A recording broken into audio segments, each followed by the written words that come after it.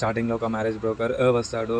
పెద్దన్నకి పెళ్లి సంబంధం విషయం మాట్లాడతారు. కవిత అనే అమ్మాయితో సంబంధం మొదటి ఫిక్స్ అయ్యి క్యాన్సిల్ అయ్యింది అని, దానికి కారణం మాధవ ఒక కండిషన్ అని ఒప్పుకోవడమే అని బ్రోకర్ చెప్తూ ఉంటాడు. ఇంకో పక్కన కేశవ ఒక అమ్మాయితో కలిసి రీల్స్ చేసినట్లు తమ్ములకి తెలిసిపోతుంది.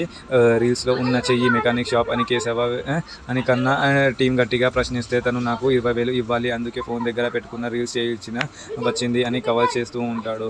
మాధవ తమ్ముడు కవిత వాళ్ళ ఇంటికి వెళ్తారు. అమ్మాయి ఇంటి వాళ్ళు మాధవ మాకు చాలా నచ్చాడు, కానీ పెళ్ళి అయ్యాక తమ్ములని వదిలేసి వేరే కాపురం పెట్టాలి అని గట్టిగా కండిషన్ పెడుతూ ఉంటారు.